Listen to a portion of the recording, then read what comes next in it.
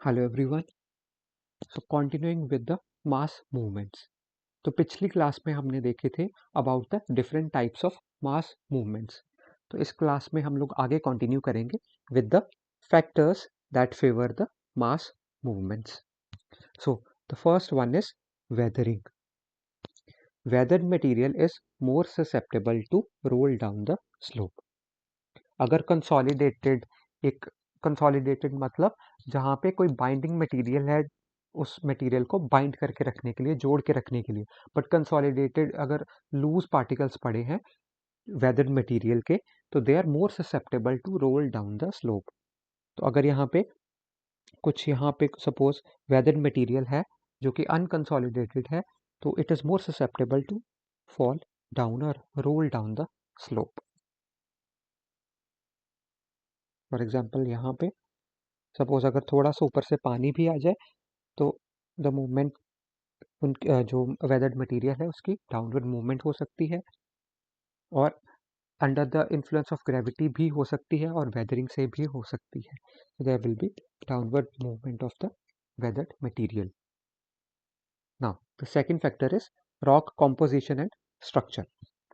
तो रॉक किस तरह का है? रॉक लूज है, अगर अनकंसोलिडेटेड है, परमिएबल रॉक मटेरियल है, तो that is more prone to mass movements. Loosely पड़ा है, अनकंसोलिडेटेड है और परमिएबल है टू द वाटर, तो वाटर की मूवमेंट उसमें हो सकती है, वो वाटर से सैचुरेट हो सकता है और उसकी फर्दर डाउनवर्ड मूवमेंट हो सकती है। तो it is more prone to mass movement. For example यहाँ पे ये लूज अनकंसोलिडेटेड यहाँ पे रॉक फ्रेगमेंट्स पड़े हैं, तो they are more susceptible to roll down under the influence of gravity. वैसे ही यहाँ पे जिन एरियाज में इवन ऑलरेडी लैंडस्लाइड्स या कोई और मास मूवमेंट हुई है, वो भी ज़्यादा ससेप्टेबल है। और साथ में अगर यहाँ पे अनकंसोलिडेटेड रॉक्स हैं या वेदर्ड मटेरियल पड़ा है, तो देयर इज मोर ससेप्टेबिलिटी कि वो मास मूवमेंट के अंडर नीचे मूव कर सकता है। देन इज द स्लोप और ग्रेडियंट। तो ग्रेडियंट इज स्टीपनेस, वो कितना स्टीप है। जितना माउंटेन ज़्यादा स्टीप होगा, उतनी ही चांसेस हैं कि मटेरियल नीचे रोल करेगा। तो सपोज अगर ऐसा है तो इसमें मटेरियल जल्दी से नीचे रोल करेगा, वाइल अगर थोड़ा कम स्टीप है तो वो स्लोली मूव करेगा, उसके चांसेस कम मूव करने के हैं। तो जितना ज़्यादा स्टीप स्लोप होगा, उतने ही ज़्यादा वल्नरेबिलिटी है कि जो वेदर्ड मटेरियल है वो अलोंग द स्लोप वो नीचे मूव कर सकता है। फॉर एग्जाम्पल दीज माउंटेन्स, तो यहाँ पे स्लोप ज़्यादा है, स्टीप है, तो there is movement of this weathered material down the slopes. For example यहाँ पे भी स्टीप स्लोप्स है, तो there is a greater chance of moving this material down the slope. Same is in this case, the weathered material can easily move downwards. और ऐसी जगहों पे usually जो मास मूवमेंट्स हैं हमें जनरली देखने को मिल ही जाती हैं। So it is not a very uncommon seen here. Generally यहाँ पे almost on a daily basis कहीं ना कहीं पे रॉक्स गिरती ही रहती हैं because of the topography, steep slopes. Extent of lubrication. More water along the slopes, it increases the solubility of the weathered material, which reduces the friction and enhances the chances of mass movement. तो अगर slopes के ऊपर ज़्यादा पानी है, तो वो पानी है, उससे क्या होगा कि वेदर्ड मटेरियल की सॉल्युबिलिटी पानी में हो जाएगी, पानी उसमें घुल जाएगा, तो फ्रिक्शन कम हो जाएगी। और फ्रिक्शन कम हो जाएगी तो वो जो वेदर्ड मटेरियल है वो पानी के साथ ही उसके चांसेस ज़्यादा है कि वो नीचे मूव कर सकता है। तो फॉर एग्जांपल अगर ड्राई रेगुलेट है, मतलब ड्राई रॉक्स हैं, इनके बीच में पानी नहीं है, तो it is more stable form. While अगर इनके बीच में पानी आ जाता है तो दे बिकम अनस्टेबल, और ऐसा सैचुरेटेड जो रॉक्स हैं उनके ज़्यादा चांस है कि वो नीचे रोल डाउन कर सकती हैं। For example in this case, तो जब ज़्यादा पानी आ गया, तो पानी आने की वजह से ये सैचुरेटेड सॉल्यूशन जो था वो नीचे रोल डाउन कर गया in the form of mass movement. और अगर पानी सीधा ही आ रहा है, फॉर एग्जांपल कोई स्ट्रीम आ रही है जिसमें फ्लो ज़्यादा हो गया है पानी का, तो उन केसेस में भी जो वो फ्लो है पानी का वो साइड वाली रॉक्स को, सॉइल को अपने साथ इरोड करता हुआ ले जा सकता है और उससे भी landslides and other mass movement जो है वो ट्रिगर हो सकती हैं। Then are the natural factors. तो नेचुरल फैक्टर्स में फॉर एग्जांपल हैवी रेनफॉल हुई, जैसे कि मॉनसून्स में there is very heavy rainfall, तो उस टाइम पे there are increased chances of mass movements. Flash floods आ सकते हैं, रेनफॉल की वजह से भी आ सकते हैं या फिर ग्लेशियल लेक आउटबर्स्ट की वजह से आ सकते हैं। For example it was in Chorabari glacier, Chorabari lake in 2013 which caused massive flash floods in Uttarakhand. So that was an example. तो मानसून टाइम में, मानसून पीरियड में ऐसे मास मूवमेंट्स की जो फ्रीक्वेंसी है, इंटेंसिटी है, वो बढ़ जाती है। और इवन अर्थक्वेक्स में भी मास मूवमेंट्स कॉमनली हो सकती हैं, specially in hilly regions, mountain regions with very steep slopes. तो नेचुरल डिजास्टर्स में मास मूवमेंट्स के चांसेस ज़्यादा हो जाते हैं। तो लैंडस्लाइड्स ऐसे हो सकती हैं, फ्लैश फ्लड्स आ सकते हैं, यहाँ पे भी रिवर्स में वाटर ज़्यादा आ गया, फ्लैश फ्लड्स आ गए, तो सडनली वो इतना ज़्यादा पानी जब आता है तो वो अपने साथ सब कुछ वॉश अवे करके जाता है, जिसकी वजह से लैंडस्लाइड्स बहुत कॉमनली ट्रिगर हो सकती हैं। Now we come on to the anthropogenic activities. Anthropogenic activities like explosion, blasting, heavy machinery, unplanned construction, deforestation, uncontrolled grazing etcetera. तो इन सभी फैक्टर्स की वजह से भी जो मास मूवमेंट्स हैं वो ज़्यादा वो ट्रिगर हो सकती हैं, उनकी फ्रीक्वेंसी बढ़ सकती है, इंटेंसिटी बढ़ सकती है।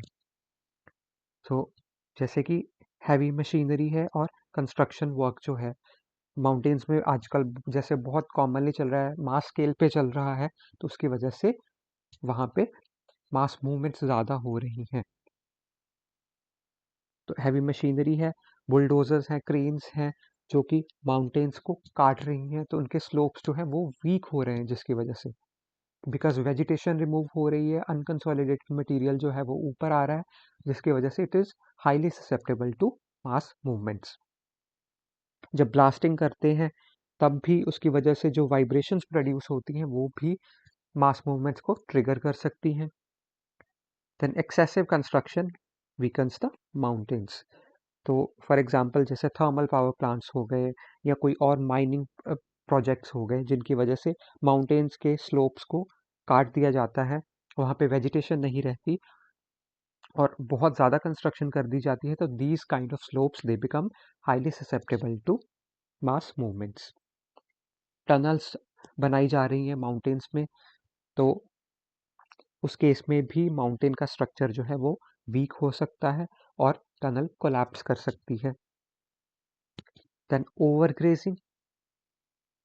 ओवरग्रेजिंग की वजह से भी मास मूवमेंट्स हो सकती हैं, बिकॉज जब ये जो जानवर हैं जब ये इस वेजिटेशन को खा जाते हैं तो जो सॉइल है वो उसका जो होल्ड है वो वीक हो जाता है, बिकॉज अर्लियर क्या था, इस वेजिटेशन की जो रूट्स थी उन्होंने सॉइल को पकड़ के रखा हुआ था, बट अब जब ये वेजिटेशन नहीं रही वहाँ पे तो जो सॉइल मटेरियल्स हैं वो लूज हो गए, उनको पकड़ने के लिए रूट्स है नहीं वहाँ पे, तो they are more prone to fall down or roll down the slopes, that is cause mass movement.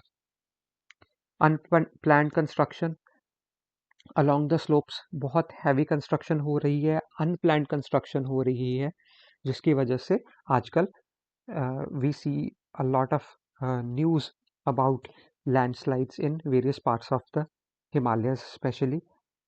अभी recently there was a big landslide in Wayanad in Kerala also.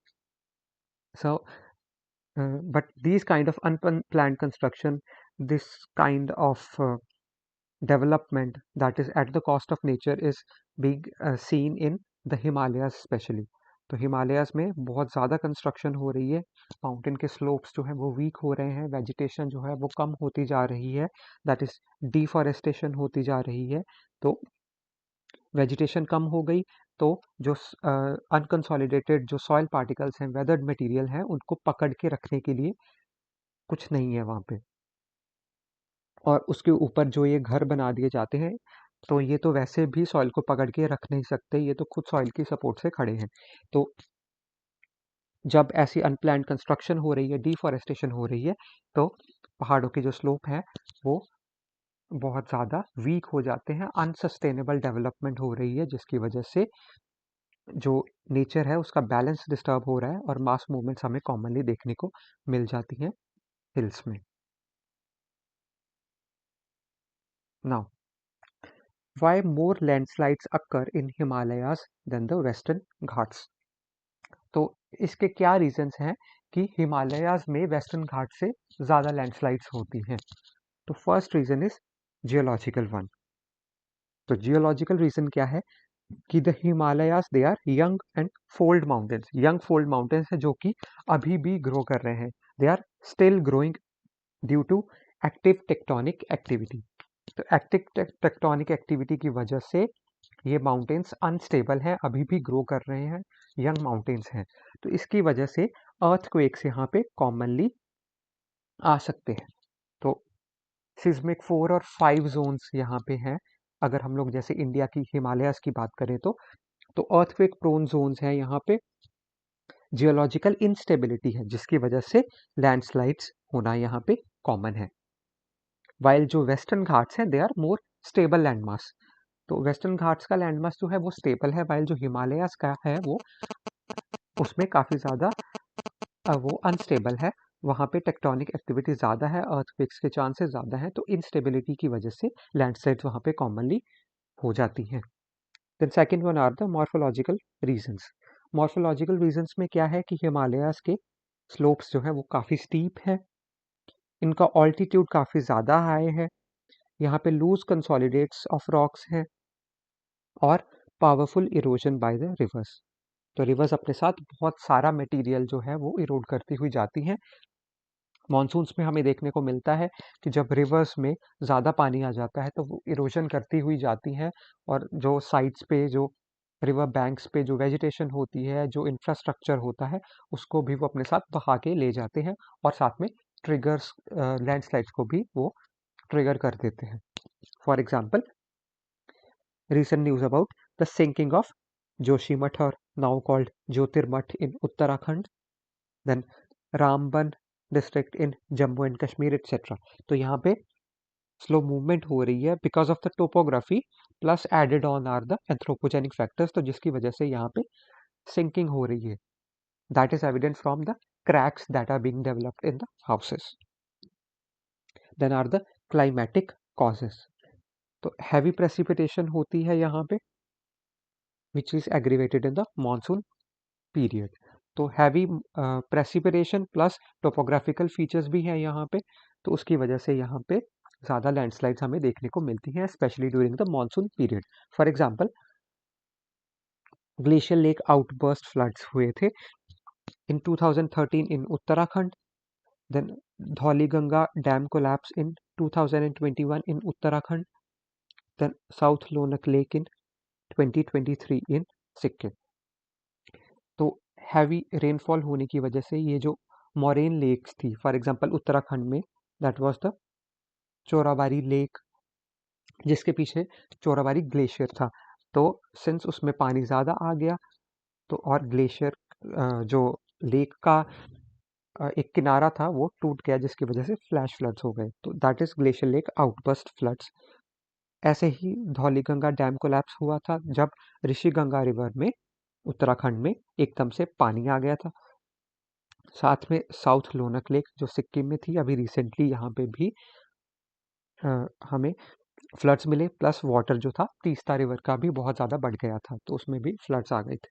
So these are the climatic causes. Then finally are the anthropogenic reasons, जो आजकल सबसे ज़्यादा main cause हो गए हैं, because यहाँ पे अनसस्टेनेबल डेवलपमेंट हो रही है which is at the cost of nature. Development हो रही है but at the cost of nature. Example, Almora, Pithoragarh etcetera in Uttarakhand, then Shimla, Manali in Himachal Pradesh etcetera. तो यहाँ पे अनसस्टेनेबल डेवलपमेंट हो रही है जिसकी वजह से मास मूवमेंट्स काफ़ी कॉमनली देखने को मिलती हैं। There is unplanned construction, unplanned है और एक्सेसिव भी है, बहुत ज़्यादा कंस्ट्रक्शन हो रही है, that is weakening the mountain slopes. For example road widening projects like Chardham highway in Uttarakhand, then Shimla Manali highways in Himachal Pradesh, then Jammu Srinagar highway in Jammu and Kashmir, etc.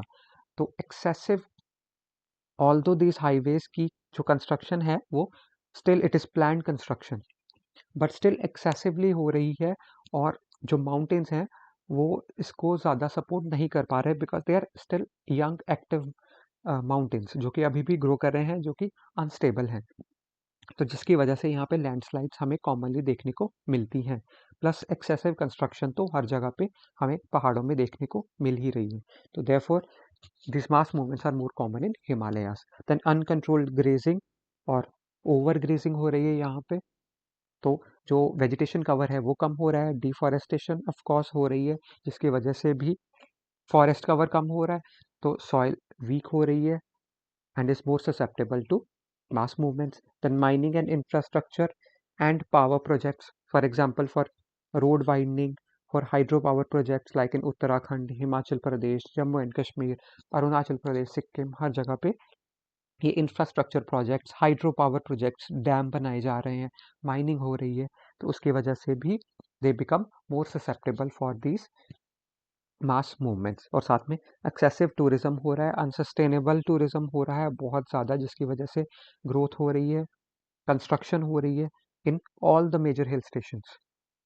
तो these are all the causes for the landslides being more common in Himalayas than in Western Ghats. However, जो Western Ghats हैं, Western Ghats are geologically more stable landmass. तो western घाट ज़्यादा stable है, but greater role यहाँ पे landslides का है, तो that is of unsustainable anthropogenic activities like mining, construction, power projects etcetera, for example Satara, Ratnagiri etcetera. तो वेस्टर्न घाट्स में जियोलॉजिकल रीजंस कम है, वाइल एंथ्रोपोलॉजिकल एक्टिविटीज़ ज़्यादा हैं, जिसकी वजह से वेस्टर्न घाट्स में लैंडस्लाइड्स हो रही हैं, वाइल हिमालयाज में जियोलॉजिकल रीजंस भी हैं, क्लाइमेटिक रीजंस भी हैं, और एंथ्रोपोजेनिक एक्टिविटीज़ जो आजकल बहुत ज़्यादा हो रही हैं, जिसकी वजह से लैंडस्लाइड्स भी काफ़ी ज़्यादा हो रही हैं। तो this was the brief about landslides and mass movements in general.